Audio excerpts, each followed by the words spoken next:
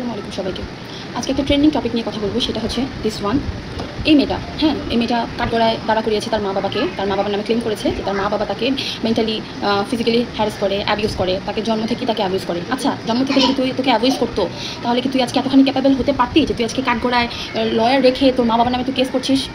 এই এতটুকু ক্যাপাবিলিটি কোত্থেকে এসছে? তাকে তো তার মা বাবা তাদের থেকে বেস্ট দেওয়ার ট্রাই করেছে। আমরা মোটামুটি কম বেশি সবাই জানি যে ইংলিশ মিডিয়াম স্টুডেন্টদের কস্টিং কীরকম হয়, ঠিক আছে? তাকে সেই পরিমাণ শিক্ষা দিয়েছে কে? তার মা বাবা। তার মা বাবা দুজনেই কর্মজীবী। তারা তাদের আরামায়েশ বাদ দিয়ে তাদের মেয়েকে বড়, তাদের একমাত্র সন্তানকে বড় করার জন্য এতখানি এফোর্ট দিয়েছে।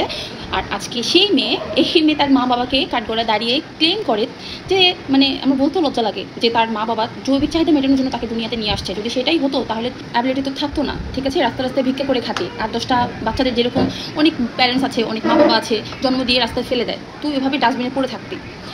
আমি নিজেও একটা বাচ্চার মা। আমি জানি, আমি কেন, মোটামুটি মানে সব মা বাবারাই, এই দুনিয়ার সব মা বাবারাই তাদের সন্তানকে নিজের থেকেও বেশি একটা বাচ্চাকে দুনিয়াতে আনার জন্য যে একটা মাকে কত কষ্ট করতে হয়, সেটা যে জন্ম দিয়েছে সে মাত্র সেই জানে। আর বাবার সাপোর্ট ছাড়া কখনো সেটা সম্ভব হয় না, ঠিক আছে? সো আজকে এই মেয়ে কাঠগড়ার বাইরে নেচে নেচে বলছে সে ড্যান্সার হতে চায়, সে সিঙ্গার হতে চায়, সে ওয়ার্ল্ডের একজন নোন পার্সন হতে চায়।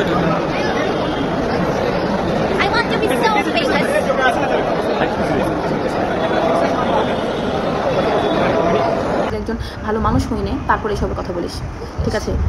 আর আজকে অনেকেই আমি দেখলাম যে কমেন্টে লিখছে যে আজকে এই মেয়ের দশার জন্য তার মা বাবা দায়ী। আচ্ছা, আপনারা কীভাবে মা বাবাকে ক্লেম করেন? মা বাবাকে কোনো কিছু বলে মা বাবাকে দোষারোপ করেন? কোন মা বাবাটা চায় তার সন্তান খারাপ পথে যাক, তার সন্তান 10 জনের সামনে তাকেই লজ্জা দেখ? আজকে তার মা বাবাকে তো আমরা এখন মানে সোশ্যাল মিডিয়া ভাইরাল, এটা বাংলাদেশে প্রায় কম বেশি যারা সোশ্যাল মিডিয়া ইউজার তারা সবাই জানে, ইভেন তো দেশের বাইরেও আই থিঙ্ক জানে। সো এই এতখানি এই পর্যায়ে এনেছে তার মা বাবা তাকে, তার সব মানে সমাজের সামনে লজ্জা পাওয়ার জন্যে। তার কথা শুনে তার মা কাঠগড়ায় অঝরে কাঁদছিল, আর তার বাবা নির্বাক চোখে এই বেয়াদব মেয়ের দিকে তাকিয়েছিল।